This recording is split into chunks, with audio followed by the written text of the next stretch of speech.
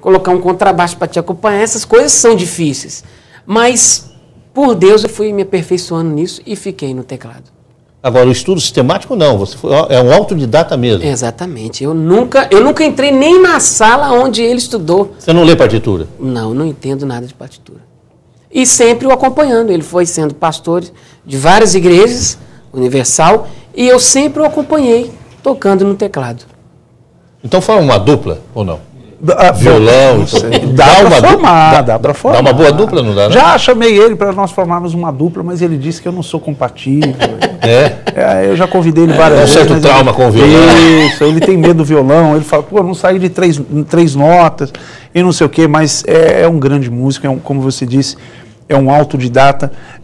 Uma coisa bacana que vale ressaltar, isso até para quem é músico, que com certeza deve estar nos assistindo, e sabe do que eu estou falando. Na música existem alguns detalhes, existem sequências, e existem alguns macetes no violão, ou na linguagem musical, que você pega acordes, você pode invertê-los, você pode colocar dissonâncias, você pode substituir acordes por outros, e que na nossa linguagem dá certo, funciona, não é? O engraçado, o bacana disso tudo é que eu tive que estudar, eu tive que ralar pra caramba para poder fazer isso no violão. Ele faz isso com uma destreza fantástica e nunca estudou nada. E se perguntar, da onde que você tirou isso para colocar aquilo? Não sei, mas ele faz.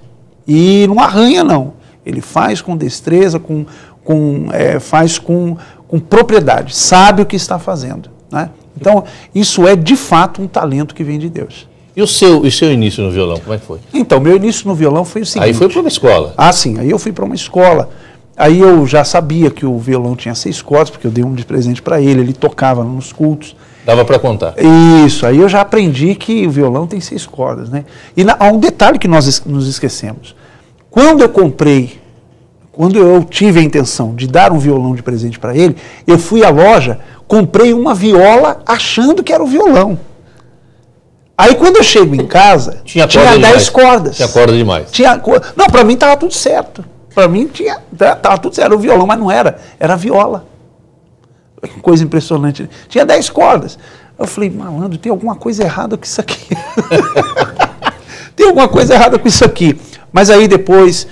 Quatro vieram de step. Isso, aí o som já é outro. O som é outro.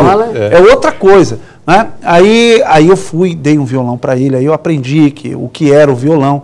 Aí eu dei um violão para ele, que inclusive é uma das marcas, que eu não vou falar o nome aqui, mas é um violão excelente. E aí aí eu me interessei, eu falei, poxa, eu quero aprender a tocar. Né? Porque isso aí também vem da pessoa, vem do querer, vem do gostar do som do instrumento. Aí eu comprei um violão para mim e falei, eu vou estudar. Aí comecei a estudar com 14 anos. Né? Comecei a frequentar uma escola de música ali em Santo Amaro, que inclusive nem existe mais, na Avenida Adolfo Pinheiro. Hoje não existe mais essa escola. E me lembro que eu não sabia, Marcos, eu não sabia discernir o que era violão clássico e violão popular. Eu não tinha essa ideia, eu não sabia. Eu sei que eu gostava de ouvir música, eu gostava de ouvir, por exemplo, as músicas que ele tocava, as músicas do nosso cenário, música gospel, música evangélica, da harpa cristã, ela puxa muito para a música popular, né? Ela puxa bastante para o lado popular. Só que eu não sabia, eu não entendia se aquilo era clássico, se era popular, não sabia o que era. Aí, na minha primeira aula, que eu tive de violão, eu me lembro que era nosso xará, o meu professor, né? Um gaúcho, e eu com 14 anos, psicologicamente eu era muito acanhado, era muito introvertido, era muito tímido. E me lembro que ele me perguntou o seguinte, ele falou, escuta, você quer... Minto, eu não tinha 14 não, já tinha o quê? Já tinha 17, 18, já era 18 anos já. Aí você quer aprender o quê? Você quer tocar violão clássico ou você quer tocar violão popular? Aí eu falei, olha, eu quero aprender a tocar violão. Ele, então tá bom. Aí ele jogou para cima de mim o violão clássico. E aí é uma dificuldade, porque aí você tem que começar a aprender a ler partitura. e aquelas coisas são complicadíssimas, você tem que pegar lá, você tem que saber o que é clave, a clave que é do violão, que é a clave de sol e não sei o quê, e aquilo para mim era a mesma coisa de ler japonês. Era terrível e exige muita disciplina, e o professor era muito disciplinado, né? Ele exigia muito, e aí não tive paciência. Eu fiquei 6 meses na aula e saí, parei. Eu não tive paciência, talvez o professor também não ajudou muito. Aí passei a frequentar uma outra escola, que aí já era um conservatório, lá na Moca, na Avenida Paz de Barros. E ali eu encontrei um professor bacana, que era o Didi, né, o Conservatório Paz de Barros, e aquele professor ele já era um pouco mais, ele já ajudava mais o aluno e tal.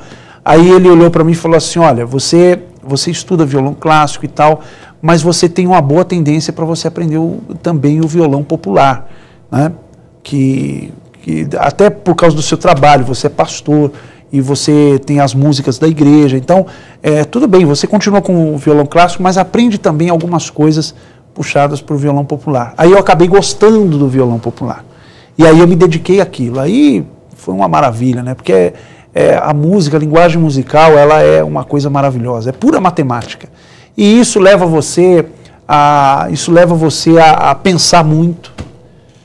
Para quem é músico sabe disso, você é obrigado a pensar muito, você tem que se dedicar a um instrumento, né? Hoje em dia já não está dando muito para fazer isso. A música tem uma exatidão, uma precisão que é muito parecida com a da matemática. Exatamente, a música é pura matemática. Os músicos que estão nos assistindo aqui sabem que música é pura matemática. Tá? É só a gente começar pela escala, a simples escala natural. Ela é uma escala de 7 notas, que você faz as 7 notas e quando termina você começa de novo. E se você sai... É o primeiro exercício para quem vai aprender violão. Exatamente. Né? Que é para estender os dedos. Né? Exatamente, exatamente. Então é pura matemática. Fazer os primeiros calos. É verdade. Eu me lembro que quando eu comecei a estudar, a minha mão sem calo não adianta. Não dá. A primeira coisa que acontece com o aprendiz de violão, especialmente guitarra, ele já cria, ele troca a pele dos dedos, né? Ele troca porque aquilo ali é cortado praticamente, principalmente quando se começa a estudar com o violão de corda de aço. De aço. Né?